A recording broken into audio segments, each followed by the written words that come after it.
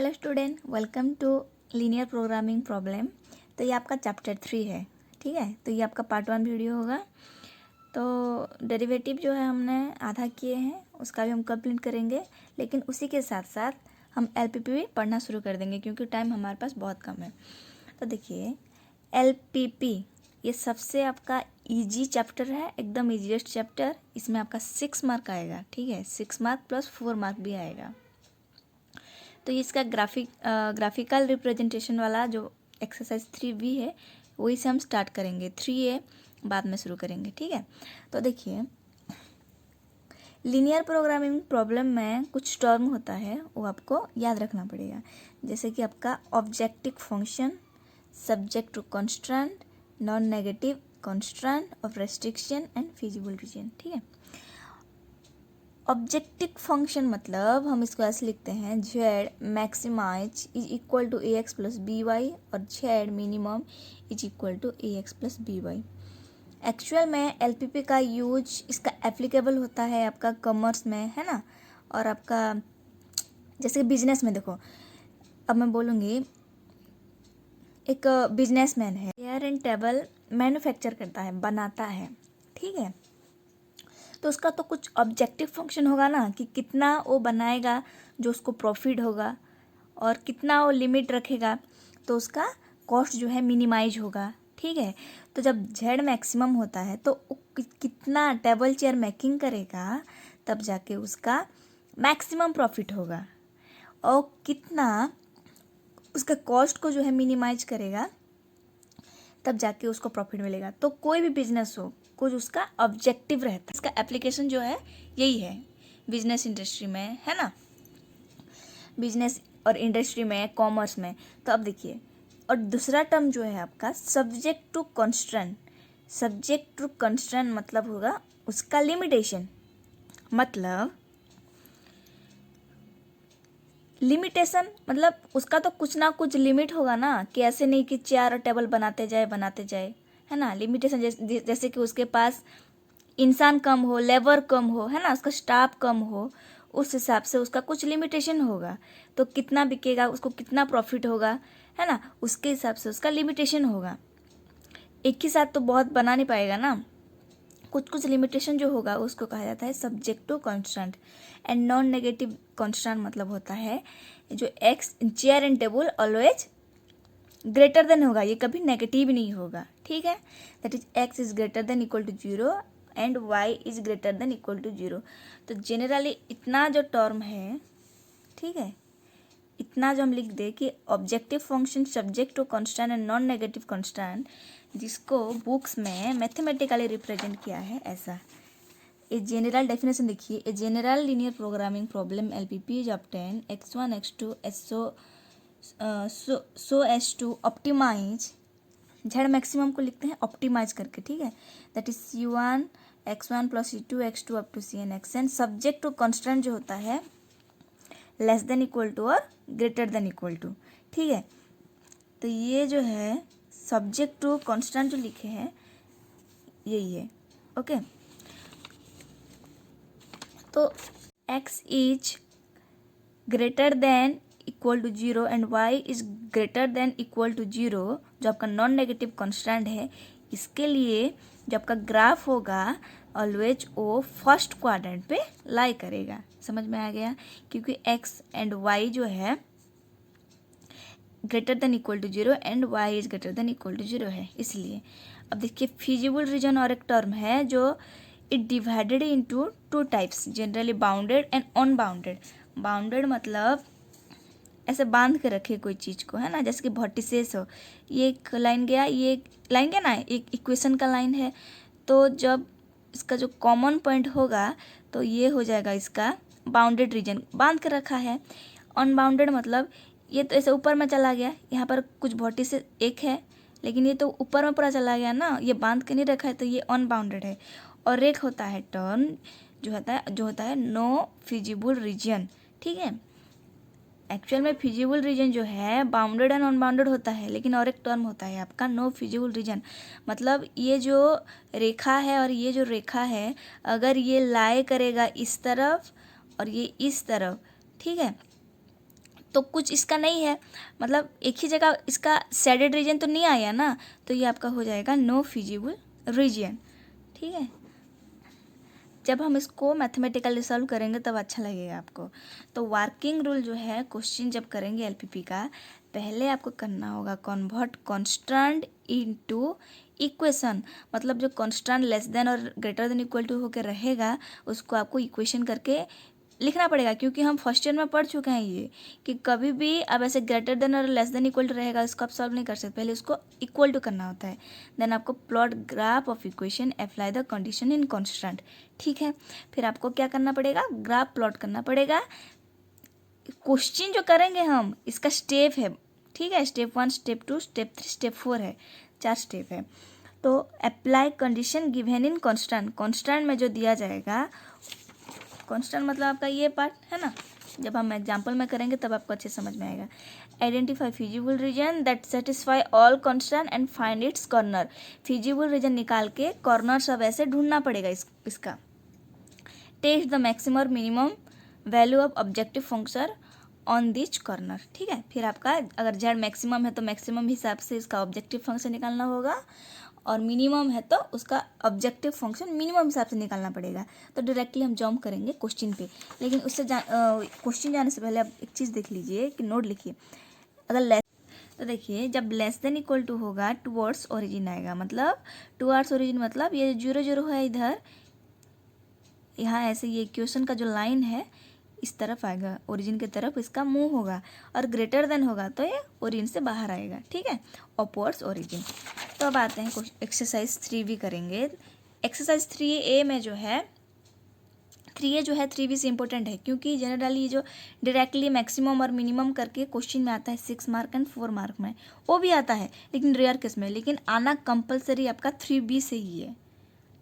ठीक है, जैसे कि उसमें क्या है, मैथमेटिकली ऐसे नहीं दिया रहेगा, पहले ऐसे सेंटेंस में दिया जाएगा, फिर जाके आप उसको ऐसे मैथमेटिकली निकालोगे, मतलब ऐसे रिप्रेजेंट करोगे, फिर जाके इसका आंसर निकालोगे, जो आपका एक्सरसाइज 3A में है। लेकिन 3B में जो है सीधा ऐसे आपको ऐसे रिप्रेजेंटेशन आएगा क्वेश्चंस में, और सीधा आप स्टेप 1, स्टेप 2, स्टेप 3, स्टेप 4 करके लिखोगे। वो उतना इम्पोर्टेंट नहीं है, आता है वो भी, लेकिन ज़्यादातर 3B से ही आता है। ठीक है, तो देखिए maximise z is equal to 5x1 plus 6x2, इसको कहते हैं ऑप्टिमम एंड ऑब्जेक्टिव फंक्शन, आप जो भी बोल सकते हैं। ठीक है, लिखे थे इधर हम कि ऑप्टिमाइज है ना, ऑप्टिमाइज ऑप्टिमम वैल्यू इसका, अगर ऐसे नहीं बोलना है तो आपको ऑब्जेक्टिव फंक्शन भी बोल सकते हैं इसको, दैट इज दिया गया है, ये मैक्सिमम में दिया गया है। ठीक है, तो मिनिमम में भी हम देखेंगे। तो मैक्सिमम जो है z is equal to 5x1 plus 6x2, subject to constraint means ये वाला आपका है ना, सब्जेक्ट टू कंस्ट्रेंट ये है। ठीक है, ये आपका सब्जेक्ट टू कांस्टेंट है। एंड नॉन नेगेटिव जो कांस्टेंट पढ़े थे आपका, ये है आपका नॉन नेगेटिव कांस्टेंट, ये आपका जैसे करके भी दिया ही होगा क्वेश्चंस में। तो पहला स्टेप ध्यान से देखिए, ये आपका 4 मार्क में आएगा, क्योंकि ये आपका एक ही सब्जेक्ट टू कांस्टेंट है, 2 आ सकता है सब्जेक्ट टू कांस्टेंट, 3 आ सकता है, खाली ये एक ही है, इसलिए आपका 4 मार्क में ये आना चाहिए। ठीक है, क्योंकि अब देखिएगा क्वेश्चन प्रीवियस ईयर में अगर ये 2 कांस्टेंट हो तो या 3 कांस्टेंट हो, वो वाला 6 मार्क में आता है, ये आपका 4 मार्क में आता है। तो पहला स्टेप जो है आपका कन्वर्ट कंस्ट्रेंट इनटू इक्वेशन, तो ये जो कांस्टेंट है इसको इक्वेशन करना पड़ेगा, क्योंकि ये लेस देन इक्वल टू है ना, लेस देन इक्वल टू है करके इसको पहले हमको इक्वल टू बनाना पड़ेगा। दैट इज स्टेप 1 करके लिखोगे, स्टेप 1, स्टेप 2, स्टेप 3, स्टेप 4 ऐसे लिखोगे, तब जाके एग्जामिनर आपको जब आपका खाता चेक करेगा ना तब मार्क देगा, नहीं तो नहीं देगा। तो पहले स्टेप 1 लिखोगे और लिखोगे कन्वर्ट कांस्टेंट टू इक्वेशन, और convert in equation two equation, क्योंकि ये इन इक्वेशन फॉर्म में है तो इसका पहले आपको इक्वेशन करना पड़ेगा। That is 2x1 plus 3x2 is equal to 6। ठीक है, तो स्टेप 2 करना पड़ेगा क्या, ड्रॉ द ग्राफ, है ना, plot the graph of equation and apply given in constant, है ना। तो आपका जो है ड्रॉ द ग्राफ, अब ड्रॉ ग्राफ करोगे इधर, तो ड्रॉ ग्राफ करने के लिए जो इक्वेशन है 2x1 plus 3x2 is equal to 6। हमको क्या करना पड़ेगा, पहले x1 के जगह आप जब 0 पुट कर दोगे तो x2 का वैल्यू 3 इंटू 2 होता है 6, तो ये आपका x2 मिल जाएगा आपको 2। और जब आप x2 में 0 पुट कर दोगे तो क्या होगा, 3 होगा ना। जब आप x2 में 0 कर दोगे तो आपका x1 हो जाएगा 3। समझ में आ गया। पहला करोगे क्या कि x1 की जगह 0 पुट करोगे, x1 की जगह 0 पुट कर दो तो ये 0 हो जाएगा, तो x2 निकल के आ जाएगा 2। एंड जब आप x2 को 0 करोगे तो x1 हो जाएगा आपका 3। ये आपका टेबल ऐसे निकालते हैं। आप हॉस्टल में पढ़े हो, फिर भी हम बता दे रहे हैं आपको। फिर आपको ग्राफ ड्रॉप करना है, तो ये 2 and 3 है, तो अप टू 3 तक हम लेंगे, ठीक है। तो 1 2 3 x2 में भी और x1 में भी। तो देखिए x1 जो आपका 0 है तो x1 0 एंड x2 है आपका 2, तो 2। अब देखिए x2 जो आपका 2 है ना, 2 है, एंड x3 जो आपका है, सॉरी x1 जो है आपका, x1 जो आपका है 3। तो ये x1 जो आपका 3 हो गया एंड x2 जो आपका 2 आ गया। तो आप जब इसको ड्रॉ कर दोगे 2x1 plus 3x2 is equal to 6, ये वाला लाइन जो है आ गया, ठीक है। आपको इतना कर देना है। आफ्टर दैट देखिए ये जो subject to constant less than equal to था, तो आपका हम पढ़ाए थे कि जब लेस देन इक्वल टू होगा तो टूवर्ड्स द ओरिजिन आएगा, लेस देन इक्वल टू होगा तो टूवर्ड्स द ओरिजिन, मतलब ओरिजिन के अंदर आएगा, है ना। तो आप ऐसे बना दीजिएगा। तो ये ओरिजिन के अंदर जब आया तो ये बाउंडेड हो गया ना, बाउंडेड हो गया, ठीक है, बाउंडेड हो गया। तो स्टेप 3 आपका होगा 0 0 हेंस 0 0 और origin satisfied 2x1 plus 3x2 is less than equal to 6, therefore the shaded region is feasible region, ठीक है। ये जो छाई वाला ये रीजन हो गया, ये आपका feasible region हो गया with vertices 0 0 0 एंड vertices आप फिर को डिनोट कर देना पड़ेगा A 3 0 एंड B 0 2, ठीक है, B 0 2। इसका मतलब होता है आपका XY, है ना, XY। तो x की जगह आपका 0 है, क्योंकि देखिए ये लाइन जो है ये y वाला लाइन है, मतलब x2 वाला लाइन है। तो यहाँ पर x एंड y, मतलब y की जगह आप 2 लिखोगे एंड x तो यहाँ पर 0 ही है ना, तो 0 2 एंड इधर जो आपका हो गया ये XY होगा। तो इस लाइन में आपका हो गया क्या 3 एंड 0, ठीक है। x की जगह आपको 3 लिखना होगा, क्योंकि ये x वाला लाइन में है ना, x1 वाला लाइन में है तो यहाँ पर 3 लिखना होगा, एंड y वाला लाइन में है, इसका मतलब x2 वाला लाइन में आपका 0 है। समझ में आ गया। ऐसे करके आप वर्टिसेस बना दोगे और लिख दोगे इधर कि the shaded region is feasible region with vertices 0 0 A 3 0 B 0 2। Step 4 में आपको कॉर्नर पॉइंट जो है, ये आपका लास्ट स्टेप 4 होगा, आपका लास्ट। तो स्टेप 4 में आप पहले इस तरफ कॉर्नर पॉइंट लिखिएगा एंड यहाँ पर z is equal to 5x1 plus 6x2, ये आपका क्या है ऑब्जेक्टिव फंक्शन ना, ये आपका मैक्सिमम में है, हमको मैक्सिमम वाला है ना, ये z maximum 5x1 plus 6x2 वाला है। तो कॉर्नर पॉइंट जो है आप लिख दो, पहले 1 2 3 ABC करके लिख दो। फिर जो ये पर x1 एंड x2 है ना, जो ऑब्जेक्टिव फंक्शन, इसमें आप x1 एंड x2 का वैल्यू पुट करोगे। तो x1 आपका 0 है, x2 भी 0 है, तो total z is equal to 0 हो जाएगा। यहाँ पर x है 3, y है 0, तो 5 इंटू 3 इजर 15 एंड 6 इंटू 0 इजर 0, छोड़िए, तो ये 0 एंड 2 है, तो 6 इंटू 2 इजर 12। तो आपको मैक्सिमम z आपका मैक्सिमम मांगा है, तो मैक्सिमम कौन सा है, 15 मैक्सिमम है और 12 15 मैक्सिमम है, सो ये आपका मैक्सिमम होगा। तो therefore z is maximum at A30, therefore the solution of LPP और linear program is x1 is equal to 3 x2 is equal to 0 z maximum is equal to 15। तो ये आपका हो गया 4 मार्क। समझ में आ गया। Step 1, step 2, step 3, step 4। पहला स्टेप में आपको करना है convert in equation into equation, है ना। कांस्टेंट को आपको इक्वेशन फॉर्म में लाना है, फिर जाके स्टेप 2 में आपको ग्राफ ड्रॉ करना है टेबल बना के, है ना। फिर स्टेप 3 में जो है आपका फिजिबल रीजन निकालना है, ठीक है। इसमें से ना फिजिबल रीजन निकल गया, बाकी में फिजिबल रीजन नहीं निकलता है। ये सब आप करोगे, 4 मार्क में भी करोगे, 6 मार्क में भी आएगा आपका, लेकिन उसमें फिजिबल रीजन निकलेगा, क्योंकि 6 मार्क है ना। फिजिबल रीजन निकलेगा तब जाके क्वेश्चन लेंदी होगा, नहीं तो बिना क्वेश्चन लेंदी तो आपको 6 मार्क काहे देगा वो। एंड विद वर्टिसेस चेक करना है स्टेप 3 में। एंड स्टेप 4 वाला जो है कॉर्नर पॉइंट आपको निकालना होगा, जो मैक्सिमम मिनिमम ऑब्जेक्टिव फंक्शन तो दिया जाता है ना, उसको आप निकालोगे स्टेप 4 में, ठीक है। तो देख लीजिए, ऐसे ही फॉर्मेट में आपको लिखना होगा, तब जाके आपको एग्जामिनर खुश होकर अच्छा मार्क देगा। Step 1, step 2, step 3, step 4 mention नहीं करोगे, अगर सीधा लिख दोगे अपने हिसाब से ना, मार्क नहीं देगा। तो दूसरा क्वेश्चन देखते हैं। क्वेश्चन नंबर 2 देखिए,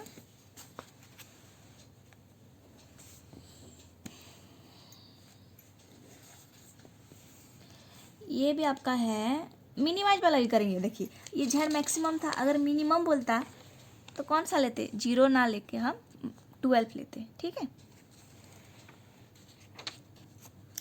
maximum z is equal to 20x plus 40y subject to constant है आपका x plus y is less than equal to 1, 6x plus 2y less than equal to 3 and x1 x2 is greater than equal to 0। ये आपका non negative constant है, जैसे करके भी question में mention होता है।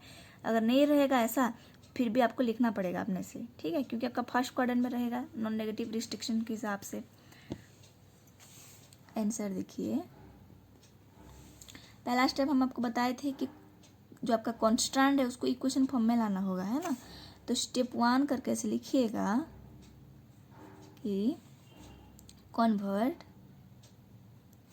इन इक्वेशन और कॉन्स्टेंट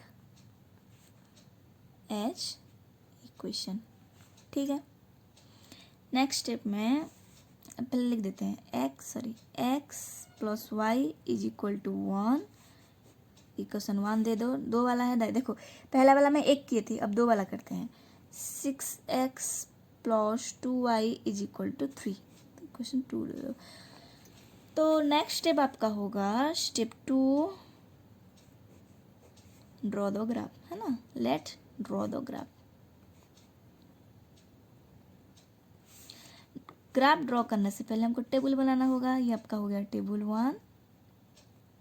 ज़्यादा इक्वेशन जब रहेगा सब्जेक्ट टू कॉन्स्टेंट में, तो आप टेबल 1 टेबल 2 कर दोगे, वरना ना कंफ्यूज हो जाओगे, ठीक है। तो टेबल 1 मतलब इक्वेशन 1 का, टेबल 2 मतलब इक्वेशन 2 का। जब x के जगह इक्वेशन 1 देखिए, ठीक है, x plus y is equal to 1, 6x plus 2y is equal to 3, अब पता चल जाएगा आपको ठीक से। जब आप x के जगह 0 पुट करोगे तो y क्या हो जाएगा आपका 1, जब y के जगह 0 पुट करोगे x का वैल्यू हो जाएगा आपका 1, ठीक है। अब देखिए इधर x के जगह अब 0 पुट करो तो y का वैल्यू क्या हो जाएगा आपका, ये आपका हो जाएगा 1.5। पॉइंट में लिखिएगा तो ग्राफ ड्रॉ करने में सुविधा होगा, ठीक है। एंड जब x2 आपका 0 होगा तो ये आपका हो जाएगा हाफ, है ना, 0.5।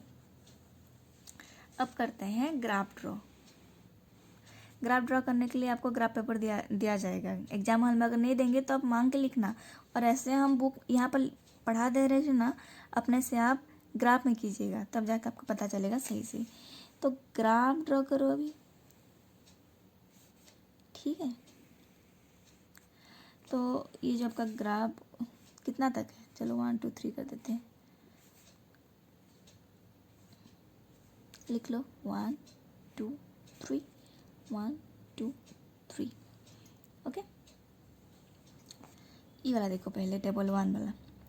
तो x जो है आपका 1 है, y भी 1 है। ज्वाइन कर दी इसको।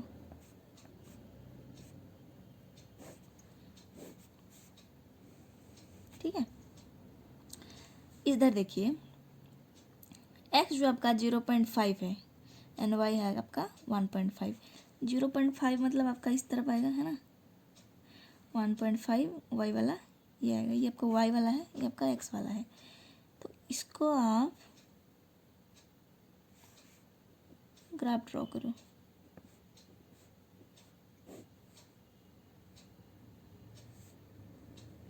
ठीक है, थोड़ा सा स्पेस यहाँ पर आ गया, देखो ठीक से देखो, यहाँ पर एक स्पेस है। तो दोनों क्या है आपका, लेस देन इक्वल टू मतलब टुवर्ड्स द ओरिजिन आएगा, है ना। टुवर्ड्स द ओरिजिन मतलब ये आपका L1 है, लाइन 1 है ना।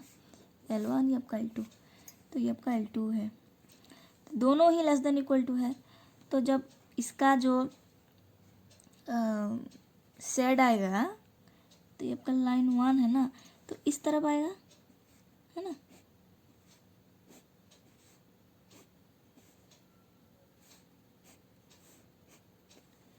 ये देखो ये वाला लाइन है ना, इस तरफ आएगा पूरा।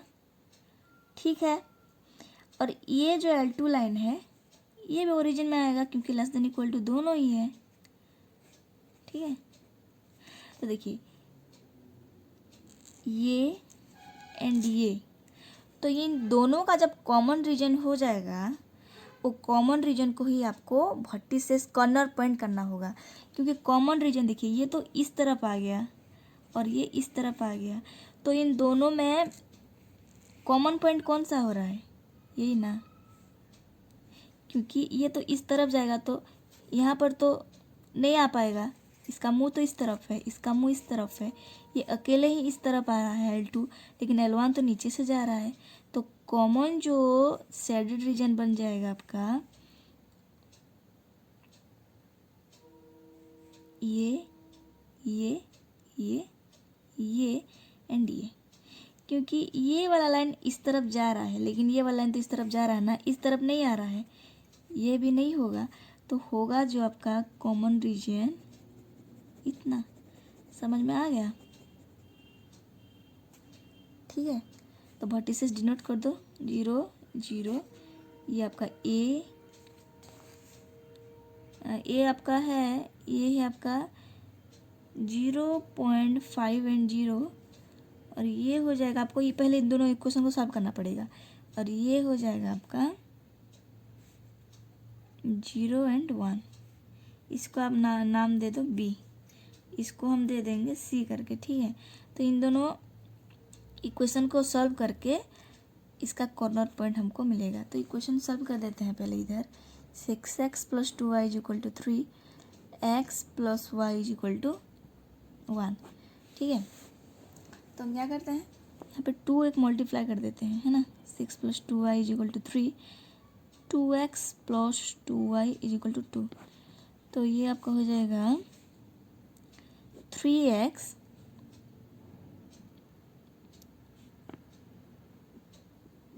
4x = 1, x = 1/4 एंड y आपका देखिएगा आ जाएगा 3/4। ठीक है, तो ये आप लिख दो डायरेक्टली 1/4, 3/4। समझ में आ गया? ये आपको समझ में आया कि नहीं है, कैसे बना जो, देखो फिर से बता देते हैं। एक लाइन जो है ऐसे गया है और एक लाइन जो है ऐसे गया है, दोनों का मुंह ओरिजिन की तरफ है। इसका मुंह ओरिजिन की तरफ, इसका मुंह ओरिजिन की तरफ है, लेकिन हमको कॉमन जो सेट गिरा है, कॉमन पॉइंट हमको निकालना है उसका। तो इसका मुंह अगर इस तरफ चला गया और इसका मुंह इस तरफ चला गया तो दोनों का कॉमन रीजन इतना ना होगा। काहे होगा? क्योंकि ये इसका मुंह इस तरफ है, मतलब पूरा इतना कवर किया, इसका मुंह इस तरफ है, इतना कवर किया, इस तरफ गया कि नहीं ना, खाली ये वाला लाइन गया है। तो दोनों का जो कॉमन शेड होगा वो आपका फिजिबल रीजन बाउंडेड सॉल्यूशन होगा। ठीक है, तो ये आपका कॉर्नर पॉइंट होगा इसमें। समझ में आ गया? इसमें बच्चे बहुत कंफ्यूज होते हैं। अगर आपको समझ में नहीं आया ना, मैं फिर से नेक्स्ट वीडियो जब इसके ऊपर बनाऊंगी तब और एक बार बता दूंगी, फिर भी अभी बोलते ही जाऊंगी, तब तक आपको समझ में आ जाएगा, आई होप। ठीक है, तो इतना हो गया स्टेप 2। स्टेप 3 में आपको क्या करना है, यही भट्टी से निकालो। Hence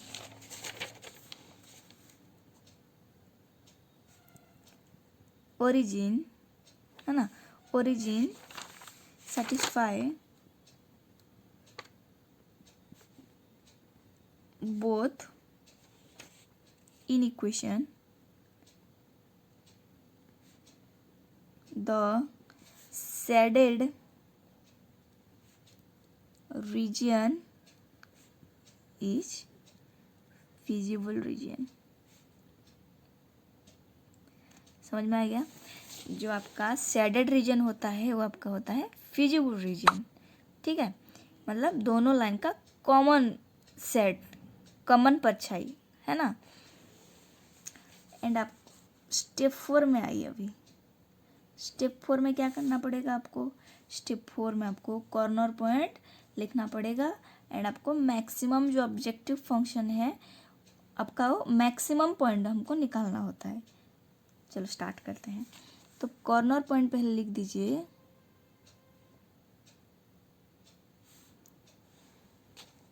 and your maximum z 20x plus 40। Origin वाला लिखो, फिर जाके ए क्या है आपका 1.5 0, बी है आपका 0 1, सी है आपका 1/4 3/4, ठीक है। जैसे यहाँ पर लिखे हैं ना ऐसे आप लिख दीजिएगा यहाँ पे। अब देखिए 0 0 पुट करोगे तो मैक्सिमम Z 0 ही होगा, और 1.5 अगर 20 की जगह 20 इंटू 1.5 करोगे तो आपका हो जाएगा, निकल के आ जाएगा आपका 10, ठीक है। Y जब पुट करोगे आप, Y तो आपका 0 हो जाएगा क्योंकि Y के प्लेस में आपका 0 है, तो जब ये आपका 0.5 है ना, तो ये आपका हो जाएगा 10, और ये आपका बी वाला पार्ट हो जाएगा आपका 40, एंड सी वाला पार्ट देखिए करते हैं 20 इंटू 1/4 प्लस 40 इंटू 3/4, तो ये हो जाएगा आपका 35, है ना। तो इसमें आपको मैक्सिमम निकालना है, तो 10 40 35 कौन सा मैक्सिमम है आपका, बी 0 1 40 में ना, तो हैंस लिखना है यहाँ पे therefore Z is maximum eight